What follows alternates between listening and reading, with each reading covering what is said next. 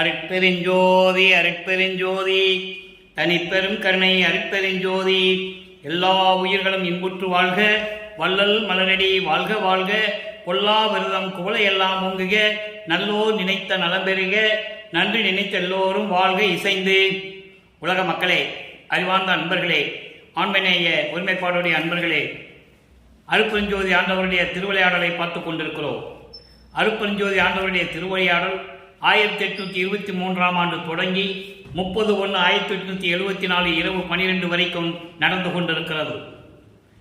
சமயங்களும் மதங்களும் மார்க்கங்களும் சூழ்ந்திருந்த காலகட்டங்களில் இனிமேல் இந்த உலக மக்களுக்கு ஒரு தனி மார்க்க வேண்டும் என்பதற்காக சுத்த சன்மார்க்கத்தை நிறுவி அதை தன் மகனிடம் ஒப்படைப்பதற்காக தன்னுடைய செல்வ பிள்ளையை ஒரு தாயின் வழியாக இந்த மண்ணுலகை வருவிக்க செய்தார் அருட்பெருஞ்சோதி ஆண்டவர். இந்த பிரபஞ்சம் தோன்றிய காலத்திலிருந்தே பிரம்மன், திருமால், ருத்திரன், மகேஸ்வரன், சதாசிவம் போன்ற பதத்தலைவர்கள் எல்லாம் இந்த பிரபஞ்சத்தை ஆண்டு கொண்டிருந்த போது 5 தொழில்களையும் செய்து கொண்டு படைத்தல், காத்தல், அழித்தல், மறைத்தல், அருளல் போன்ற 5 தொழில்களையும் செய்து கொண்டு இந்த பிரபஞ்சத்தை இயக்கிக் கொண்டிருந்த போது சமயங்களும் மதங்களும் மார்க்கங்களும் தோன்றிவிட்டன. அதை உருவாக்கிய தலைவர்கள் எல்லாம் அவர்கள் கருத்துக்கு ஏற்றபடி இறைவர்களை சமய தலைவர்களை உருவாக்கி சைவ சமய தலைவன் சிவபெருமான் என்றும், தியாகராஜ பெருமான் என்றும், நடராஜன் என்றும், சொக்கநாதன் என்றும் பல பெயர்களிலே அழைத்துக் கொண்டிருந்தார்கள். அதேபோல வைஷ்ணவ சமயத்தை சேர்ந்தவர்கள் திருமாலை பல பெயர்களிலே அழைத்துக் கொண்டிருந்தார்கள். கௌபார சமயத்தை சேர்ந்தவர்கள் முருகனை தலைவனாகவும், காணாபத்தியம் சமயத்தை சேர்ந்தவர்கள் விநாயகனை தலைவனாகவும், சாகதம் சமயத்தை சேர்ந்தவர்கள் அம்மனை தலைவியாகவும் உருவகப்படுத்தி அதற்கேற்றபடி ஆலயங்கள் அமைத்து வழிபாட்டு முறைகளை அமைத்து மக்களை வழிபட செய்து விட்டார்கள். இந்த நிலைகளெல்லாம் மாற வேண்டும் என்பதற்காக கலியுகத்தினுடைய முடிவின் கடைசி முடிவில் அருட்பெருஞ்சாண்டவருடைய கடைசி திருவிளையாடல் தன் மகனை இந்த மண்ணுலகை வருவிக்க செய்தது. கிரேதயுகம், திரேதயுகம், துவாரயுகம், கலியுகம் 4 யுகங்களிலுமே பல மார்க்கங்கள் சமயங்கள் தோன்றிவிட்டன. கிரேதயுகம் வந்து கலங்க மார்க்கம், கலக மார்க்கம், திரேதயுகம் திராவிட மார்க்கம், துவாரயுகம் நவநீத மார்க்கம், கலியுகம் பஸ்ம மார்க்கம், இப்படி பல மார்க்கங்கள். அதன் பிறகு சமயக்குறவர்களை சேர்ந்த தசா மார்க்கம், சத்புத்திர மார்க்கம், சக மார்க்கம், சமய மார்க்கம், இப்படி பல மார்க்கங்கள் உருவாகி மக்களை வழிபட செய்து விட்டார்கள். அந்த நிலை மாற வேண்டும். சமயங்கள் மதங்கள் மார்க்கமுடைய நிலை முடிந்து விட்டது, மடிந்து விட்டது என்ற நிலையில் உலக மக்களுக்கு ஒரு மார்க்க வேண்டும் என்பதற்காக தனி சுத்த சன்மார்க்கத்தை நிறுவினார் அருட்பெருஞ்சோதி ஆண்டவர். இந்த நிலையில் தன் மகனை ஒரு தாயின் வழியாக வருவிக்க செய்து 8 ஆண்டுகள் வரையிலும் தன் மகனுக்கு எந்த விதமான அருளையும் அவர் கொடுக்கவில்லை. நமது பிள்ளை பெருமான் அவர்கள் 8 ஆண்டுகள் வரையிலும் வளர்ப்புமனுக்கு வயது கிடையாது. அவர் ஒவ்வொரு யுகத்தில் இருந்தவர்.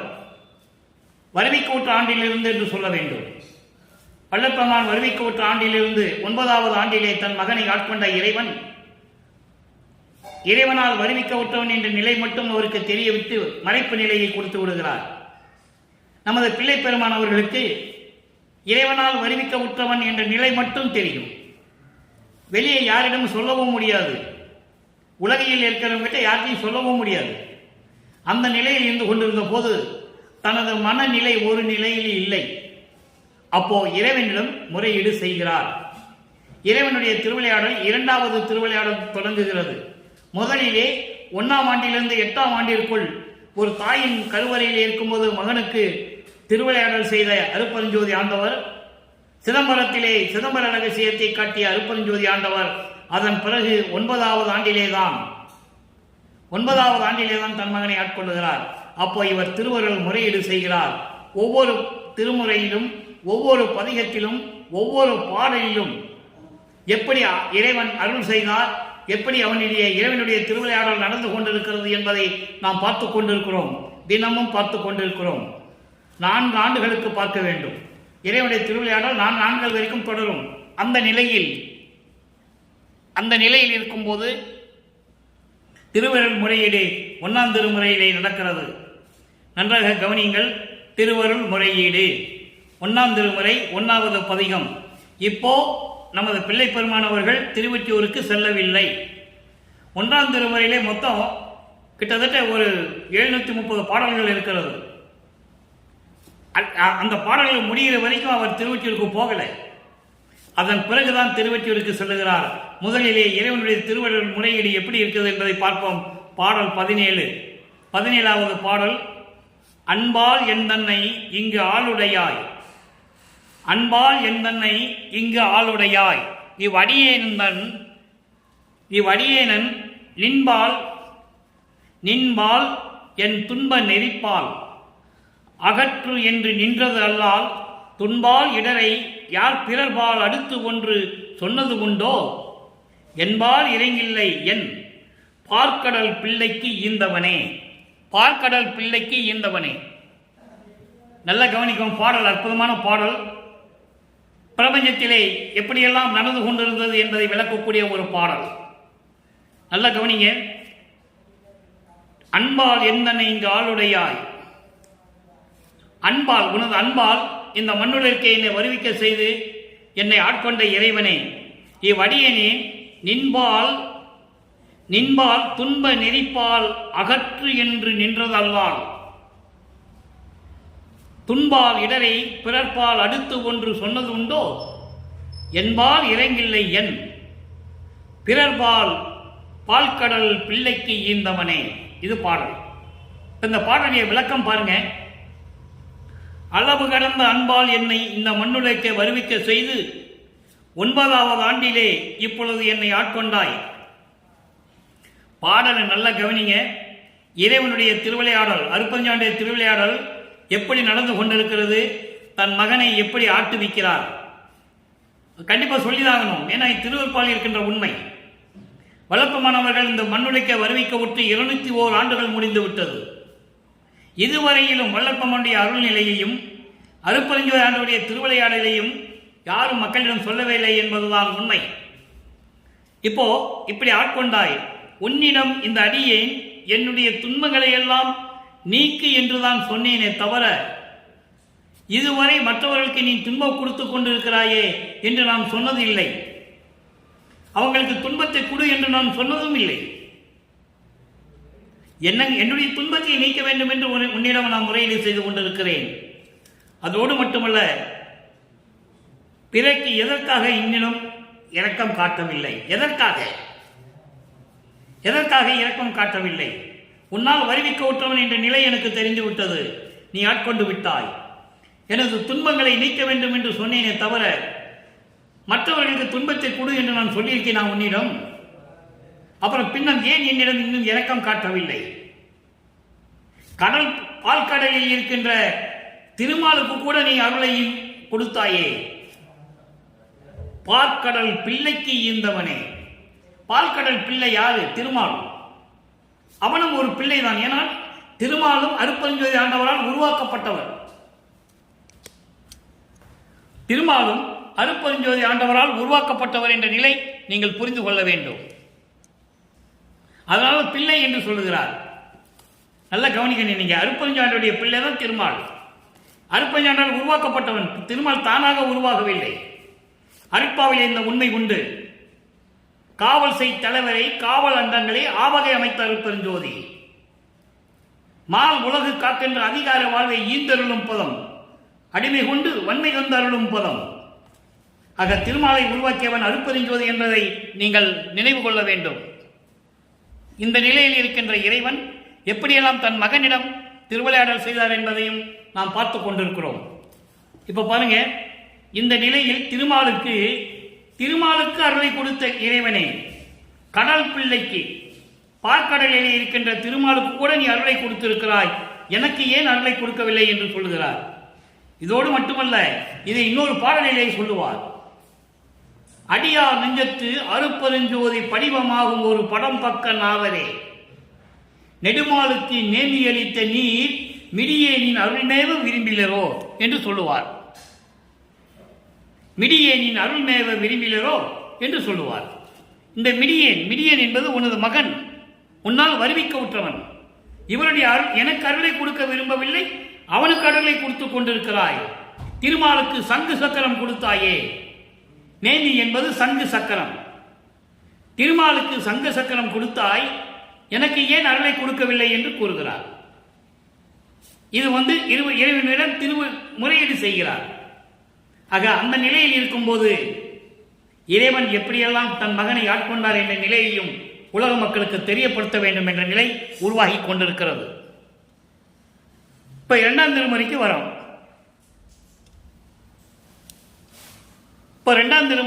நம்ம 2ஆம் திருமுறையில என்ன நடக்கிறது? அருள்நாம விளக்கம். அருள்நாம விளக்கம் என்பது இறைவனுடைய நாமத்தை சொல்லுவது, உலக மக்களுக்கு தெரியப்படுத்துவது. எப்படியெல்லாம் இந்த உலக மக்கள் பிரபஞ்சம் தோன்றிய காலத்திலிருந்தே இறைவனுடைய பெயரை சொல்லிக் கொண்டிருந்தார்கள், இறைவனுடைய பெயரை சொல்லிக் கொண்டிருந்தார்கள் என்பதை பார்த்துக் கொண்டிருக்கிறோம். அது 2ஆம் திருமுறையிலே நமக்கு அருளி இருக்கிறார்கள். அப்போ தன்னுடைய உள்ளத்தை கட்டுப்படுவதற்காக உள்ளத்திடம் சொல்லுகிறார், நீ என்னோட திருவொற்றியூருக்கு வா என்று சொல்லுகிறார். என்னுடன் திருவொற்றியூருக்கு வா என்று சொல்லுகிறார். உள்ளம் மனம் ஒரு நிலையில் இல்லை, மனதை கட்டுப்படுத்த வேண்டும். உள்ளத்திடம் சொல்லுகிறார், உள்ளமே நீ என்னுடன் திருவொற்றியூருக்கு வா, அங்கே வந்தால் திருவொற்றியூர் இறைவனை பார்க்கலாம் என்று சொல்லி திருவொற்றியூருக்கு செல்லுகிறார். சோ இறைவனுடைய நிலை மாறுகிறது. இந்த நிலையில் இருக்கும்போது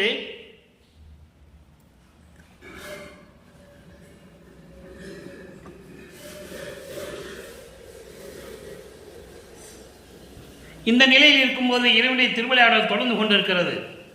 2ஆம் திருமுறை வரும்போது திருவொற்றியூர் செல்கிறார்.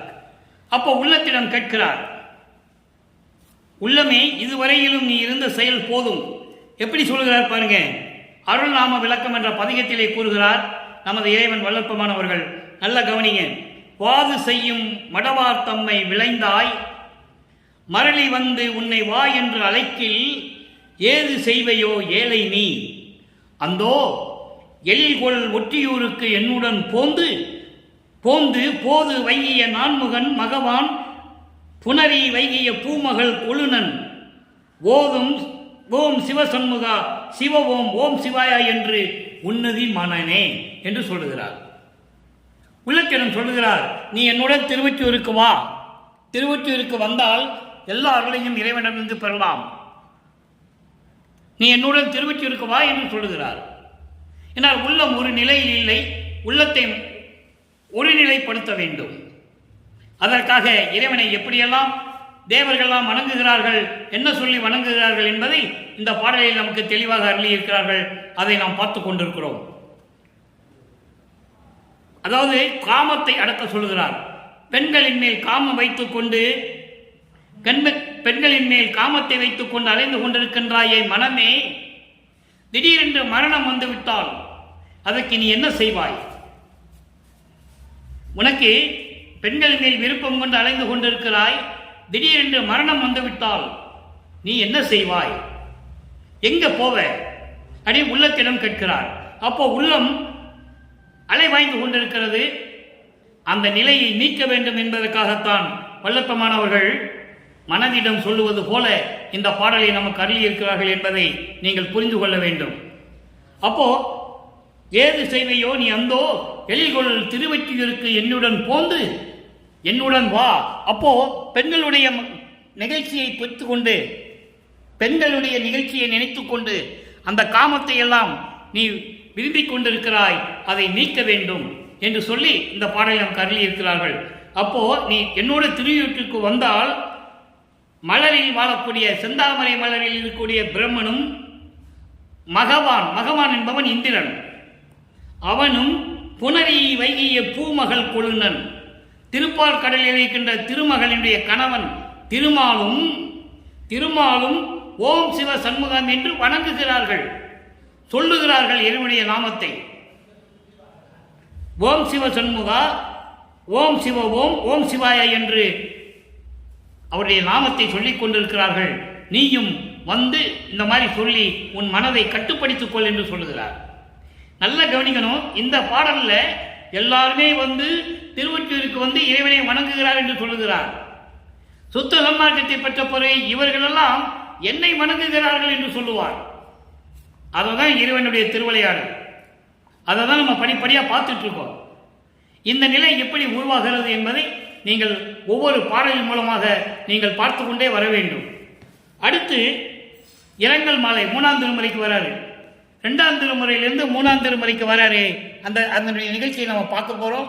நல்லா பாருங்க. இரங்கல் மாலை என்ற பதிகத்திலே நாம் பார்க்க போகிறோம். இரங்கல் மாலை என்பது இறைவனுடைய அருளை பெற முடியாமல் வருந்தி இறைவனிடம் சொல்லுவது. அதான் இரங்கல் மாலை.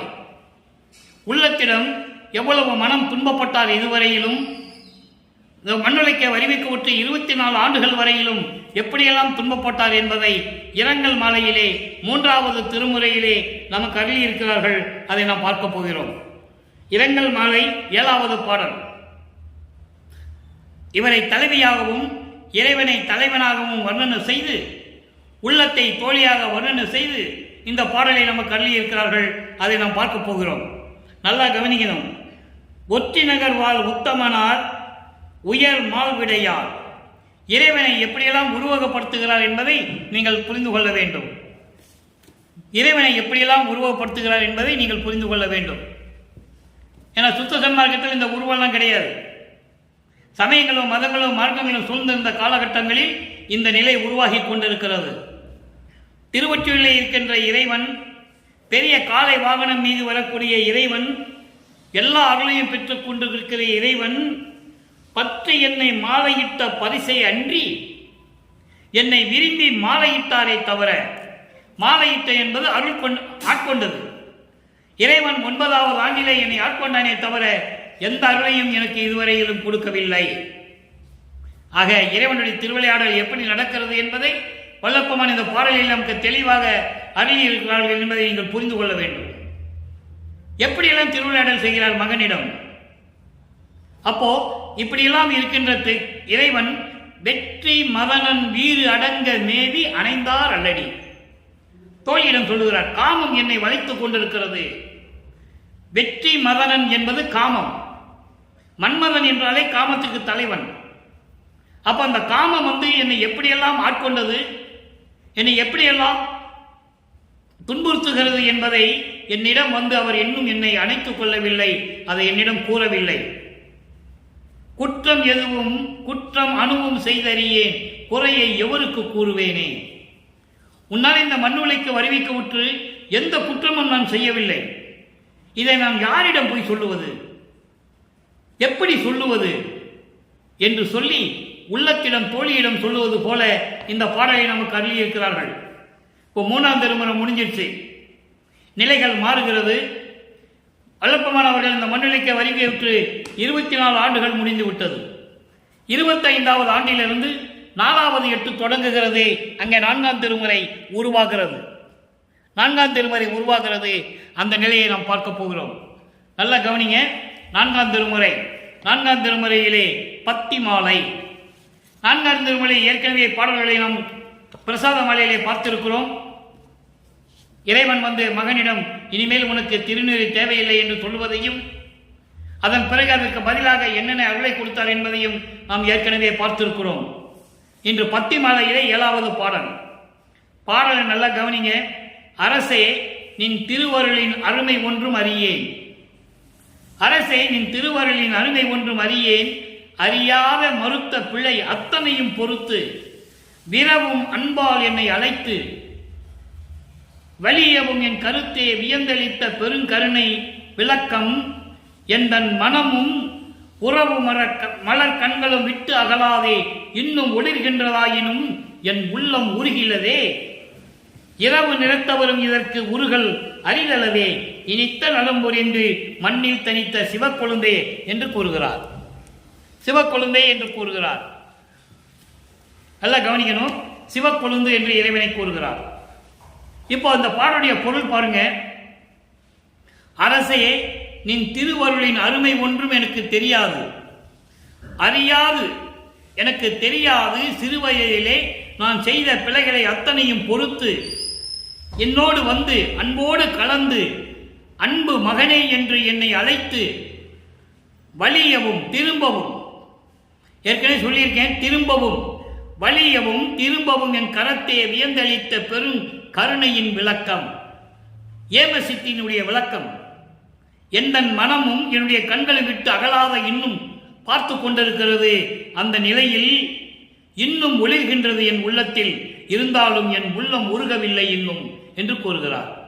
என் உள்ளம் இன்னும் உருகவில்லையே என்று சொல்லுகிறார்.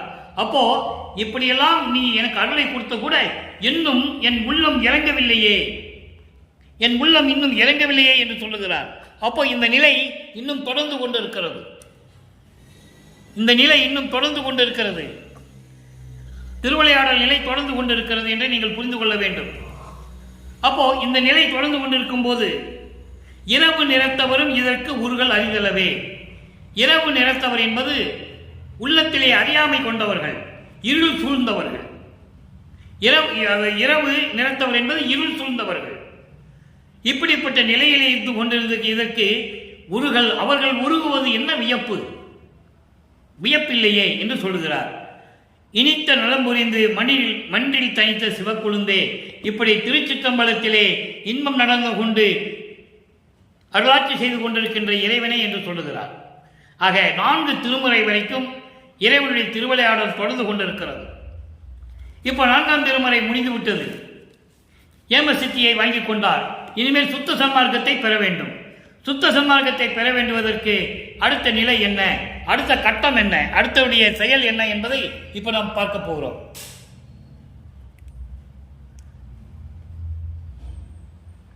அடுத்த நிலைக்கு நம்ம போகிறோம். நல்லா கவனிங்க. 6ஆம் திருமுறை சுத்த சன்மார்க்கத்தை பெற்றுக்கொண்டார். 6ஆம் திருமுறையிலே இறைவனுடைய திருவிளையாடல் எப்படியெல்லாம் நடக்கிறது என்பதை நாம் பார்க்க போகிறோம். அதிலே முதலிலே முறையீடு, பதிகம் 9, முறையீடு 7வது பாடல். சாதி மதம் சமயம் என்னும் சங்கடம் விட்டு அறியேன். சாதி மதம் சமயம் என்னும் சங்கடம் விட்டு அறியேன். சாத்திர சேராடுகின்ற சஞ்சலம் விட்டு அறியேன். ஆதி அந்த நிலை அறியேன். அலை அறியா கடல் போல் ஆனந்த பெரும் போகத்து அமர்ந்திடமும் அறியேன். அதன் பிறகு நீதி நெறி நடந்தறியேன். சோதி மன பொதுவில் நிறுத்தமிடும் திருக்கருத்தை அறிவேனோ. ஏதிலர் சார் உலகிலே எங்கனம் நான் புகுவேன். யாருக்கு உரைப்பேன், என்ன செய்வேன், ஏதும் அறிந்திலனே என்று சொல்லுகிறார். இப்ப அந்த பாடலுடைய விளக்கம் பாருங்க. வல்லப்பெருமானவர்கள் இந்த மண்ணுலைக்க வருவிக்க உற்று அருப்பஞ்சோதி ஆண்டவருடைய திருவிளையாடலால் 32 ஆண்டுகள் வரைக்கும் எப்படியெல்லாம் துன்பப்பட்டார் என்பதையும், 4ஆம் திருமுறை உருவாகும் போது, அதாவது 25வது ஆண்டிலிருந்து 32 ஆண்டுகளுக்குள் எப்படியெல்லாம் அருளை பெற்றுக் கொண்டார் என்பதையும் ஒவ்வொரு பாடலின் மூலமாக நாம் பார்த்துக் கொண்டிருக்கிறோம். இப்போ சுத்த சன்மார்க்கத்தை பெற்ற பிறகு 6ஆம் திருமுறை உருவாகிறது. அதிலே இறைவனிடம் எப்படி முறையீடு செய்கிறார், எப்படி தன்னுடைய மாயை மயக்கங்களை எல்லாம் நீக்க வேண்டும், இறைவனிடம் எப்படி அருளை வேண்டுகிறார் என்பதையும் நாம் பார்த்து கொண்டிருக்கிறோம். அந்த வகையில் நாம் பார்க்க வேண்டிய பாடல் 6ஆம் திருமுறை முறையீடு பதிகம் 7வது பாடல். சாதி மதம் சமயம் எனும் சங்கடம் விட்டு அறியேன். சாதி மதம் என்கின்ற துன்பங்களை எப்படி நீக்க வேண்டும் என்று எனக்கு தெரியவில்லை. ஏன்னா இப்பதான் அவர் சுத்த சன்மார்க்கத்துக்குள்ள என்றாகிறார். அப்ப இதெல்லாம் நீக்குவதற்கு எனக்கு தெரியவில்லை என்று சொல்லுகிறார். அப்ப அவருக்கு அது தெரியாது. அதான் சொல்லுகிறார், சாதி மதம் சமயம் என்னும் சங்கடம் விட்டு அறியேன். சங்கடம் என்பது அதனால் ஏற்படக்கூடிய துன்பங்களை எப்படி நீக்க வேண்டும் என்று எனக்கு தெரியவில்லை. இந்த சாதிகளையும் மதங்களையும் மார்க்கங்களையும் எப்படி நீக்க வேண்டும், எப்படி கடந்து வர வேண்டும் என்று கூட எனக்கு தெரியவில்லை. இந்த நிலையில் அவர் அது முறையீடு செய்து கொண்டிருக்கிறார். அடுத்து சொல்றார் பாருங்க. ஆதி அந்த நிலை அறியேன் அலை அறியா கடல் போல். ஆதி அந்த நிலை அறியேன் அலை அறியா கடல் போல். ஆதி இந்த பிரபஞ்சம் தோன்றிய காலத்திலிருந்து அதனுடைய ஆதியும் அந்தங்களையும் அந்த நிலைகளை எனக்கு தெரியவில்லை. கடல் அலை எப்படி அமைதியாக இருக்கக்கூடிய கடல் அலை எப்படி இருக்குமோ அது போன்று நான் பேரின்பமான ஒரு நிலையில் என்னால் இருக்க முடியவில்லை. மனம் என்னுடைய ஒரு நிலையில் இல்லை. எனவே இப்படி அமைதியாக கடல் இருக்கின்ற இந்த நிலை எனக்கு எப்ப கிடைக்கும், பேரின்பமான நிலை எனக்கு எப்ப கிடைக்கும், அந்த வழிவகைகள் எனக்கு தெரியவில்லை என்று கூறுகிறார். அதுக்கு அடுத்து சொல்றார் பாருங்க, நீதி நெறி நடந்த அறியே. நீதி நெறி என்பது சுத்த சன்மார்க்க நெறி. சுத்த சன்மார்க்க நெறியிலே எப்படி இருக்க வேண்டும் என்ற நிலை கூட எனக்கு தெரியவில்லை. ஜோதிமன பொதுவில் நிறுத்தமிடும் ஒருத்தர் திருக்கருத்தை அறிவேனோ. ஜோதிமன பொதுவிடு என்பது அங்கே திருச்சிற்றம்பலம் 16வது நிலை. சரியை கிரியை யோகம் என்ற 12 நிலைகளை கடந்து 16வது நிலையான ஞான சரியை, ஞான கிரியை, ஞானத்தில் யோகம், ஞானத்தில் ஞானம், இந்த நிலைகளை எல்லாம் கடந்து அந்த நிலையை அடைய நான் எப்படி வருவேன்? யாருக்கு போய் உரைப்பேன்? ஏதிசார் உலகிடையே, அதாவது ஏதிலர் சார் உலகிடை, துன்பங்கள் நிறைந்த, வஞ்சகங்கள் நிறைந்த, தீமைகள் நிறைந்த இந்த உலகியல் வாழ்க்கையில் இருந்து நான் எப்படி விடுவது? எப்படி விடுபடுவது? யாருக்கு உரைப்பேன்? என்ன செய்வேன்? ஏதும் அறிந்திலேனே, ஒன்று எனக்கு தெரியலையே என்று சொல்லுகிறார். அப்போ இப்படியெல்லாம் முறையீடு செய்கிறார். இப்போ மாயை விட்டு வெளியே வரணும். அங்க சொல்றாரு, 4வது பாடல்ல சொல்றாரு, மதத்திலே அபிமானம் கொண்டு உழல்வேன். மதம் என்பது செருக்கு. செருக்கிலே அபிமானம் கொண்டு, செருக்கிலேயும் ஆணவம், செருக்கு, அகங்காரம், இதை ஏற்றுக்கொண்டு நான் துன்பப்பட்டு கொண்டிருக்கிறேன், துன்பப்படுவேன், துன்பப்பட்டு கொண்டிருக்கிறேன். பாட்டமே செய்யும் கூட்டத்தில் பயில்வேன். தீமைகளை செய்யக்கூடிய கூட்டத்தோடு தொடர்பு கொண்டு இருந்து கொண்டிருக்கிறேன், செயல்பட்டு கொண்டிருக்கிறேன். இதத்திலே ஓர் வார்த்தையும் புகழிலே. இதத்திலே என்பது அதாவது நயத்தோடு, இனிமையாக, அன்போடு பேசுவதற்கு கூட எனக்கு தெரியவில்லை. அன்போடு பேசக்கூட எனக்கு தெரியவில்லை. ஈயும் மொய்த்திடற்கு இசை உறாது உண்பேன். ஈ வந்து மொய்த்து விடுமே என்று சொல்லி கூட அதற்கு ஒரு பருக்கு சோறு கூட கொடுக்காமல் நான் உண்பேன் என்று சொல்லுகிறார். அதோடு மட்டுமல்ல, குதத்திலே இனி மதத்திலும் கடையேன். இந்த உடம்பில் இருந்து வரக்கூடிய மலத்தை விட நான் கேவலமானவன். தன்னை தாழ்த்திக் கொள்ளுகிறார். தந்தையிடம் தன்னை தாழ்த்திக் கொள்ளுகிறார். அப்போ இந்த மலத்திலும் கொடியேன் நான். கோடை வெயிலின் கொடுமையில் கொடியேன். கோடை வெயில் எவ்வளவு கொடுமையா இருக்கும், அதை விட நான் கொடுமையானவன் என்று சொல்லுகிறார். அப்படிப்பட்டவனுடைய மாயைகளை எல்லாம் நீ நீக்க வேண்டும் என்று சொல்லுகிறார். அதுக்கப்புறம் சொல்றார் பாருங்க, சிதத்திலே உரலுக்கு என் செய்ய கடவேன். சிதத்திலே என்பது உன் உள்ளத்திலே, உன்னுடைய அருள் உள்ளத்திலே, உன்னுடைய அருள் உள்ளத்திலே நான் சேருவதற்கு நான் என்ன செய்ய வேண்டும்? உன்னை அருளை அடைவதற்கு நான் என்ன செய்ய வேண்டும் என்று கேட்கிறார். உன் அருளை நான் அடைய வேண்டும் என்பதற்காக நான் காத்துக் கொண்டிருக்கிறேன். அதற்கு நான் என்ன செய்ய வேண்டும் என்று கூறுகிறார். தெய்வமே, என்னை சேர்த்துக் கொண்டார்களே, கடவுளே, அருப்பஞ்சோதி ஆண்டவரே, என்னை உன்னோடு இணைத்துக் கொண்டு எனக்கு அருள்வாயாக என்று சொல்லுகிறார். அடுத்த நிலை பாருங்க, திருவருள் விளைதல். பதிகம் 13 திருவருள் விளைதல் 17வது பாடல். பாடலை நல்லா கவனிங்க. சிவம் திகழ் கருணை திருநெறி சார்பும், தெய்வம் ஒன்றே என்னும் திறமும், நமம் தரும் நிலைகள் சுதந்திரத்து இயலும், நன்மையும் நரைத்திரை முதலாம் துவம் தவிர்த்து சுத்தம் ஆதிய முச்சுக வடிவம் பெரும் பேரும், தவம் திகழ் எல்லாம் வல்ல சித்தியும் நீ தந்து அருள் தருணம் இது எனக்கே என்று சொல்லுகிறார். இப்ப பாடலை சொல்லியாச்சு. பாடலுடைய விளக்கம் பாருங்க, நல்லா கவனிச்சுக்கிட்டே வாங்க, அற்புதமா இருக்கும். சிவம் திகழும் கருணை, கருணையோடு சுத்த சிவத்தோடு விளங்கிக் கொண்டிருக்கின்ற திருநெறி சார்பு. திருநெறி என்பது சுத்த சன்மார்க்கம். அதனுடைய சார்பும் கருணையோடு சுத்த சிவத்தோடு விளங்கக்கூடிய சுத்த சன்மார்க்கத்தினுடைய நிலையும், தெய்வம் ஒன்றே என்னும் திறமும், ஒரே கடவுள்தான் என்ற உறுதியும். ஒரே கடவுள்தான் அருட்பெருஞ்சோதி ஆண்டவர். பிரபஞ்சத்திலே சுயமாக தோன்றியவர், ஆதியும் அந்தமில்லா இறைவன். அதை ஒரு பாடலிலே சொல்லுவார், தாய் வயிற்றில் முறைக்காத இறைவன் என்று சொல்லுவார். சுயமாக தோன்றிய இறைவன் அருட்பெருஞ்சோதி ஆண்டவர். அப்படி அருட்பெருஞ்சோதி ஆண்டவருடைய ஒரே கடவுள் என்ற உரியை எனக்கு தர வேண்டும், உறுதியை தர வேண்டும். அந்த தன்மையை, அந்த பாங்கை எனக்கு நீ கொடுக்க வேண்டும். அதோடு மட்டுமல்ல, நவம் தரும் நிலைகள் சுதந்திரத்து இயலும். நவநிலைகள் இருக்கின்றன, 9 வகையான நிலைகள். அந்த 9 வகையான நிலைகளுடைய சுதந்திரத்தினுடைய தன்மையும், அந்த சுதந்திரத்தின் தன்மையும் நன்மையும் அதனால் ஏற்படக்கூடிய நன்மையும் எனக்கு நீ சொல்ல வேண்டும்.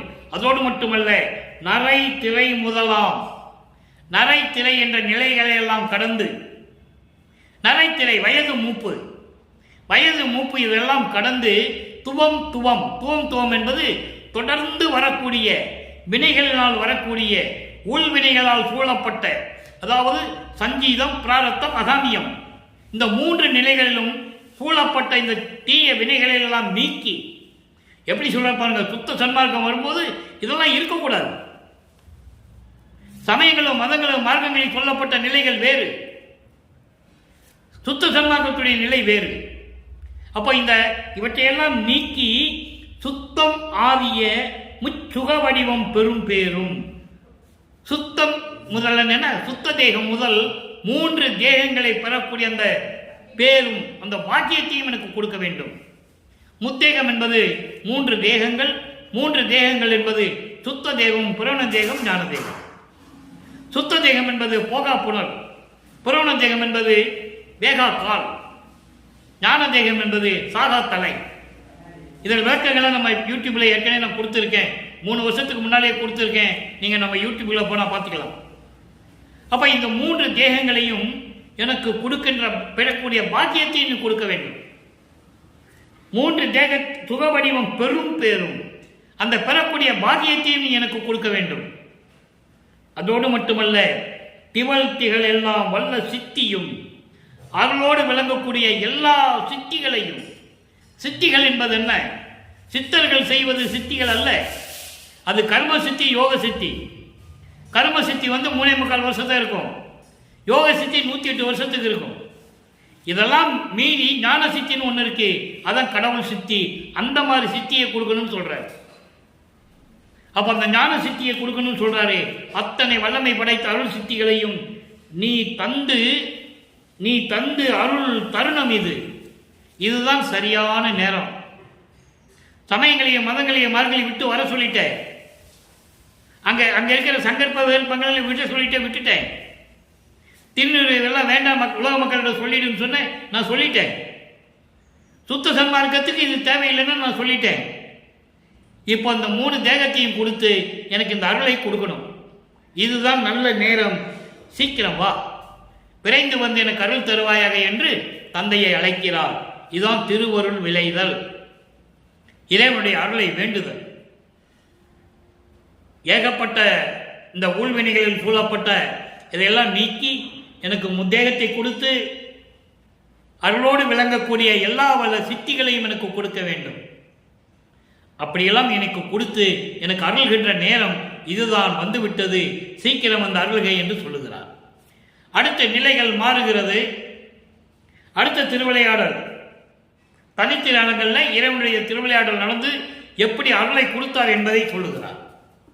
1ஆம் திருமுறையிலிருந்து இறைவனை எப்படி முறையீடு செய்தார், 2ஆம் திருமுறையிலே சமயங்களும் மதங்களும் மார்க்கங்களும் சூழ்ந்திருந்த காலகட்டங்களில் நமது பிள்ளை பெருமானுடைய மனம் ஒரு நிலையில் இல்லாமல் மனதிடம் எப்படி கூறினார் என்பதையும், அதன் பிறகு திருவொற்றியூருக்கே 3ஆம் திருமுறை உருவாகிறது. திருவொற்றியூருக்கு போகிறார். திருவொற்றியூரிலே என்ன நடந்தது? என்னை ஆட்கொண்டானை தவிர எந்த விதமான அருளையும் கொடுக்கவில்லை என்று சொல்லுவார்.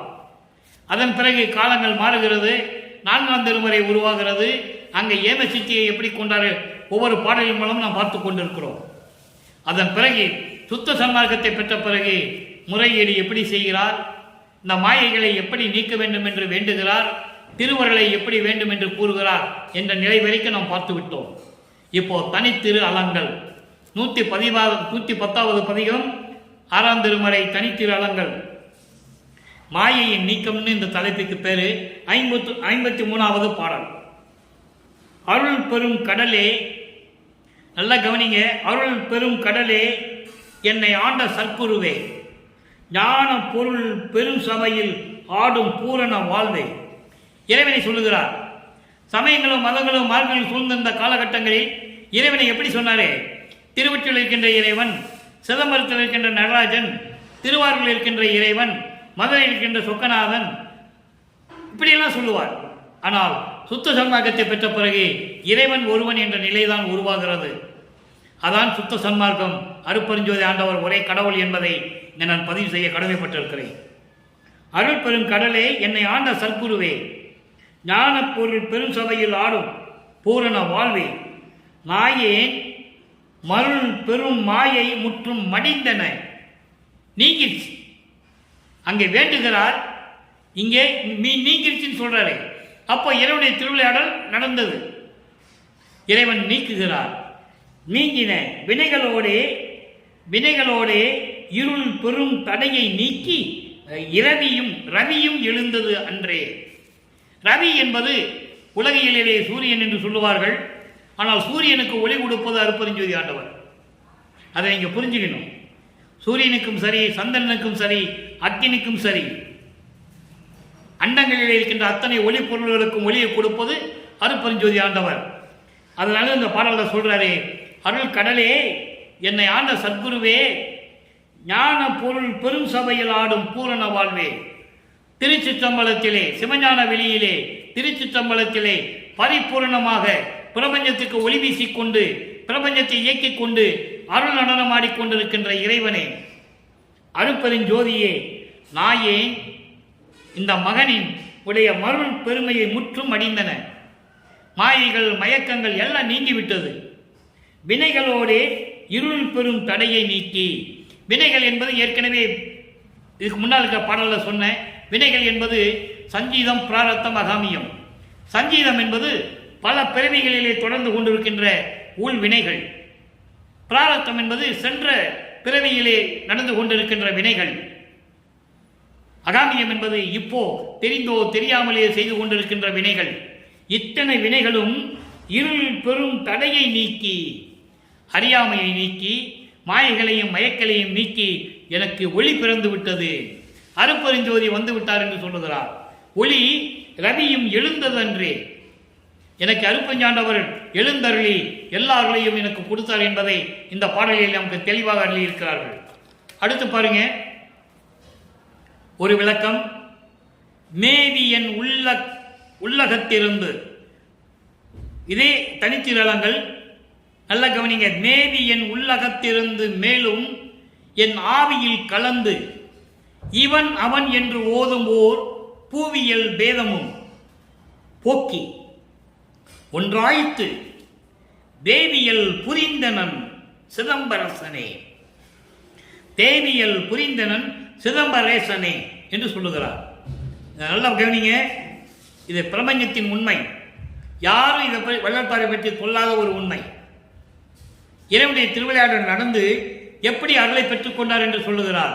மேவி என் உள்ளகத்தருந்து. மேவி என்பது என்னிடம் வந்து என்னோடு கலந்து, என் உள்ளத்திலேயும் கலந்து, மேலும் என் ஆவியில் கலந்து, என் உயிரினில் கலந்து, உள்ளத்தில் கலந்து, உயிரினில் கலந்து, இவன் அவன் என்று ஓதும் ஓர் பூவியல் பேதம் போக்கி. இவன் அவன் என்ற ஒரு உலகியலுடைய வேறுபாட்டை நீக்கி அந்த பேதத்தை போக்கி ஒன்றதாய் இவனும் அவனும் ஒன்று என்ற நிலையில், நல்லா கவனிக்கணும். நீங்க உலகியல்ல சொல்லுவாங்க இவன் அவன் என்றெல்லாம் சொல்லுவார்கள். அந்த நிலையில் நான் இல்லை. இதெல்லாம் ஒன்றாக்கி தேவியல் புரிந்தனன், கடவுள் நிலையை எனக்கு கொடுத்தனன். யாரு? அருட்பெருஞ்சோதி. எனக்கு கடவுள் நிலையை கொடுத்து விட்டார்.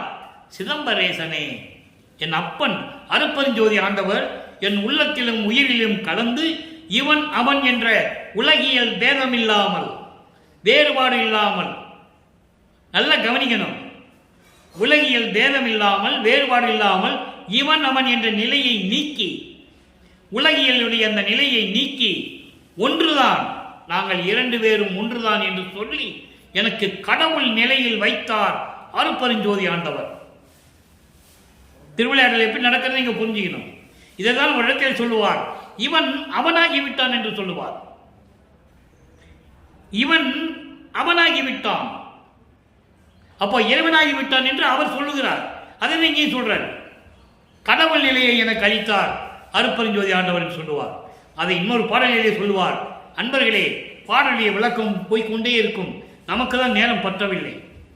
நான் தானானான், தான் நானானான், நானும் தானுமானோம். எப்படியெல்லாம் சொல்வார் தெரியுமா? வானானான், உள்ளத்திலே தேனாக தித்திக்கின்றான், கோனானான் என்னுள் குலாவுகின்ற கோமானே என்று சொல்லுவார். ஐவகை தொழிலும் என்பால் அளித்தனை அதுகொண்டு செய்வகை தெரிவித்து இன்று முதல் என்னோடு சேர்ந்து ஒன்றாய் இருக்க வேண்டும் என்று சொல்லுவார். இறைவன் தன்னோடு இரண்டரை கலந்ததை அவ்வளவு உண்மையாக உலக மக்களுக்கு தெரிவித்துக் கொண்டிருக்கிறார் நமது இறைவன் வல்லப்பெருமானவர்கள்.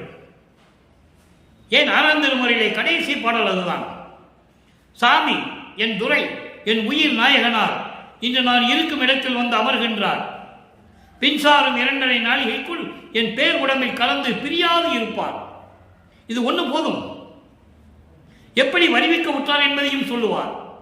அகத்தை கருத்து புறத்தை வெளுத்திருந்த உலக அனைவரையும் சகத்தை திருத்தி சன்மார்க்கத்தை அடைவித்திட அவரும் இகத்தை பரத்தை பெற்று மகிழ்வோடு மகிழ்வதற்கென்றே மகிழ்ந்து வாழ்வதற்கென்றே என்னை உகத்தை இறைவன் வருவிக்க உற்றேன், அருளை பெற்றேன் என்று சொல்லுவார். இந்த கலியுகத்திலே ஏற்கனவே எல்லா யுகங்களிலும் இருந்தவன்.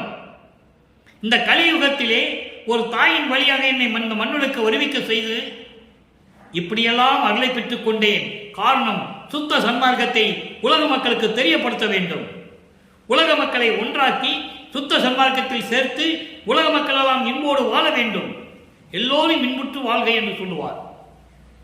அதற்காகத்தான் இறைவன் என்னை வருவிக்க செய்தார் என்று சொல்லுகிறார். இந்த ஒன்று போதும் வல்லப்பெருமானுடைய இறைநிலையை நிரூபித்து காட்டுவதற்கு. எனவே இப்படிப்பட்ட இறைவன் என் உள்ளத்திலும் கலந்து என் உயிரிலும் கலந்து நான் கடவுள் நிலையை இவன் அவன் என்ற பேதமில்லாமல் நாங்கள் 2 பேரும் ஒன்றாக இருந்து கொண்டு எனக்கு கடவுள் நிலையை அளித்து விட்டால் அருட்பெருஞ்சோதி ஆண்டவர் என்று சொல்லுவார். இப்படிதான் இறைவனுடைய திருவிளையாடல் தொடர்ந்து கொண்டிருக்கிறது. இன்னும் நிறைய விஷயங்கள் இருக்கிறது. 4 ஆண்டுகளுக்கு சொல்ல வேண்டும்.